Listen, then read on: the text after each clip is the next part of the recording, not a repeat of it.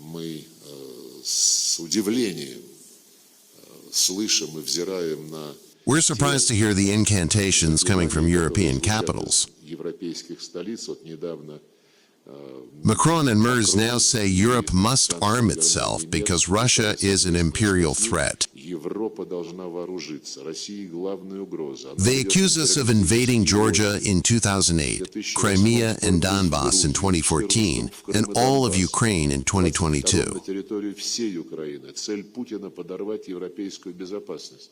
Anyone who has a basic understanding of what's going on in Europe can see they've completely lost their grip on reality.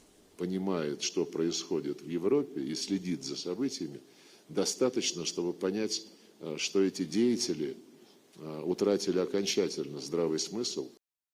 Lavrov is not holding back. Speaking at a joint press conference with the foreign minister of Kyrgyzstan, he accuses Macron and Merz of historical revisionism, Western hypocrisy, and a dangerous return to imperial instincts. Let's break it down and understand what's really at play here.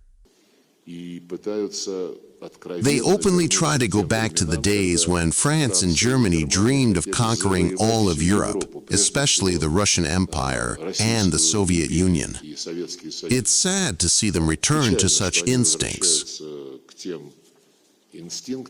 Lavrov frames today's European policies as a regression into 19th century power fantasies. He suggests that beneath the talk of defending freedom lies a deeper ambition to once again dominate the continent, including Russia.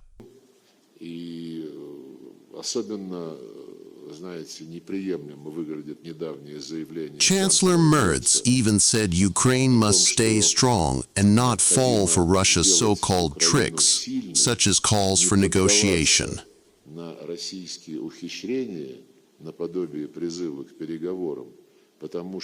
Otherwise, Europe might repeat the 1930s, when appeasing Hitler led to disaster. Ведущие европейские державы решили умиротворять агрессора в лице гитлеровской Германии. Here, Lavrov flips the historical narrative. Instead of Russia being cast as Hitler, he accuses the West of misusing World War II analogies for propaganda and calls Merz's comparison absurd and dangerous. Потрясающее сравнение для человека, который претендует на I don't recall Nazi Germany being treated this way in occupied countries. No one in Poland or the Czech Republic banned the German language or destroyed Goethe, Schiller, or Kant. But look at how they treat Russian language and culture in Ukraine today. What German and Ukrainian Nazis have in common is how they treat the people they want to subjugate. The Nazis burned Jews just for being Jews.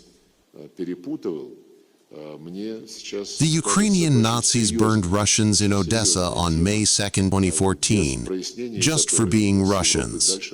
I suggest that Chancellor Merz reflect on these parallels.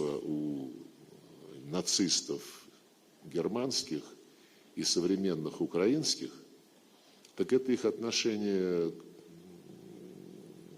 к тем, кого они хотят поработить.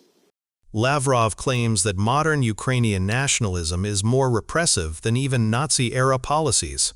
Whether or not you accept this, it's a signal that Moscow will keep using cultural persecution as a justification for its actions. This is Lavrov's most explosive statement. By invoking the Odessa massacre, he ties Ukrainian nationalism directly to fascism. He challenges the West to acknowledge atrocities it prefers to ignore and calls out Merz for historical blindness. Lavrov closes by saying he'd advise Chancellor Merz to reflect on these parallels before speaking on behalf of Europe again. Whether you agree or not, this is Moscow's message to Berlin and Paris. Stop lecturing us and start looking in the mirror.